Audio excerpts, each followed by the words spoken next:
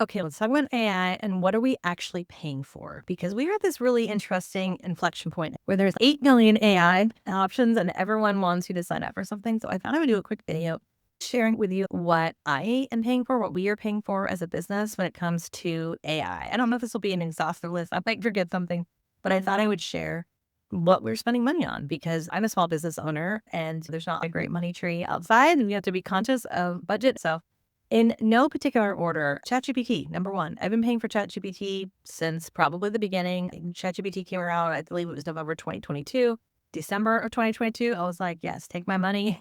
I'm still paying for it. I know a lot of folks have transitioned to Claude, and I do use Claude for some things. I don't pay for Claude. I think Claude's great for right now. A lot of what I'm using AI for, I'm using a lot of ChatGPT stuff as well. So we're paying for that.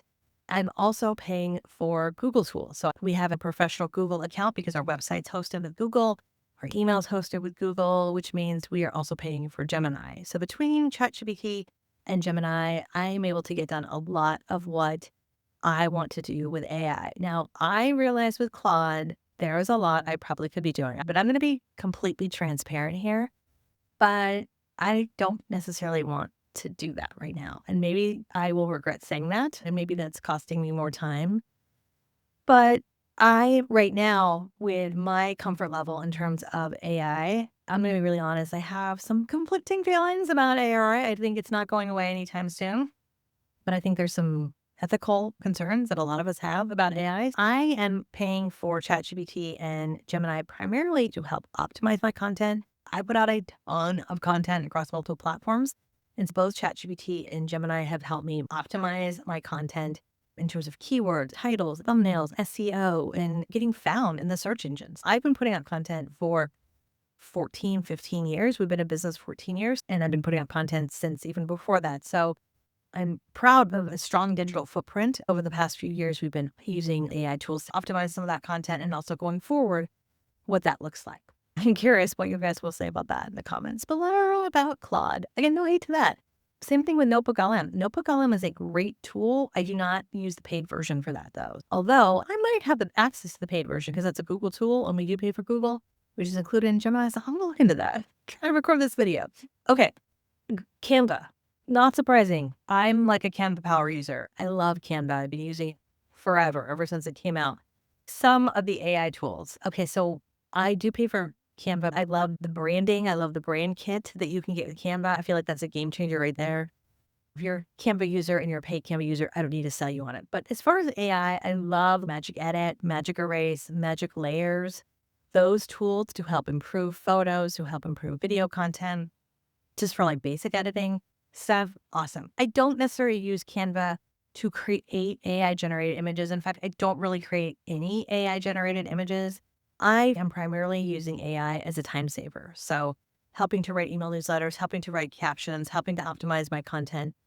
All of that being said, especially when it's anything written like email newsletters or social media captions, I am never, ever just copying and pasting. I might copy and paste, but then I'm always rereading it. I'm reading it out loud. I'm like deleting half the emojis. I'm deleting half the sentences. Like no matter how good you can train your AI, you still have to talk like yourself, especially with your captions and especially with your email marketing. So that is something that I just feel is so important.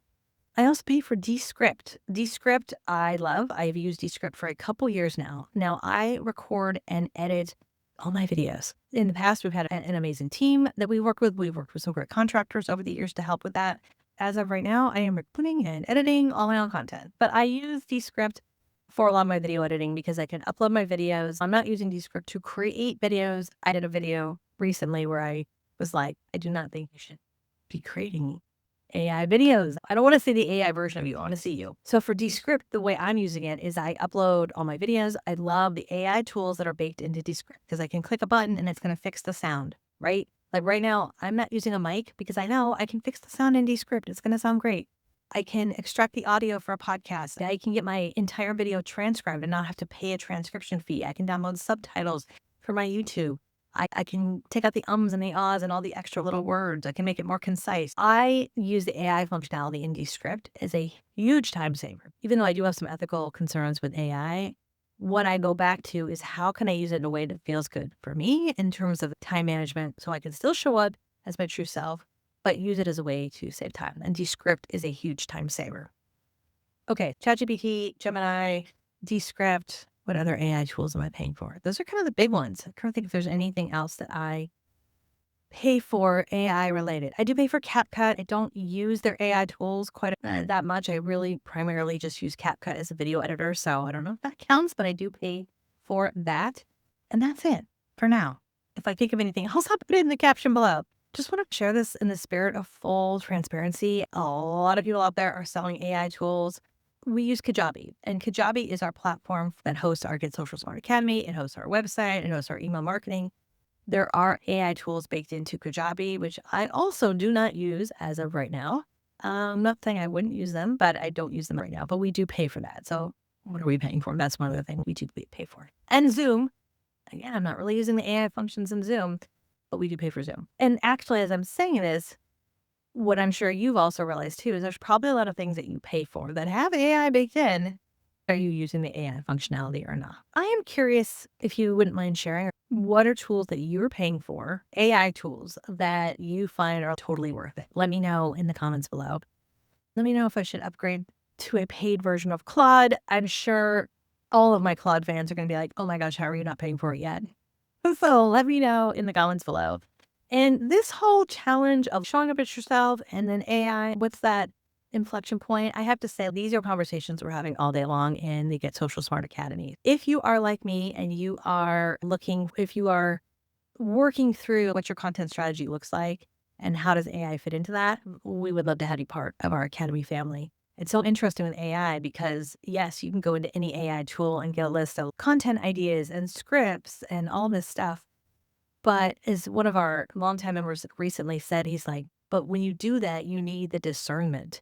You need the discernment of like, what is actually a good idea? Like, does that actually sound like you? Is that something you would actually say?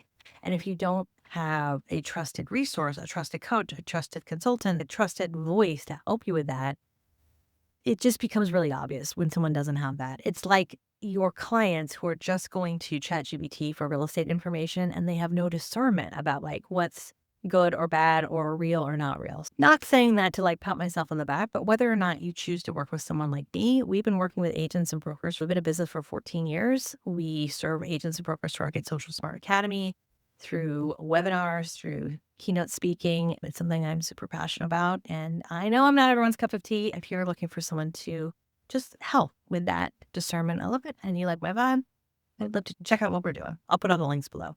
What are you paying for? Let me know in the comments below. Is there anything that you think I'm missing? If I finish this video and go, oh my gosh, I forgot to mention XYZ, I'll link it below. I hope you're having a great day. Bye.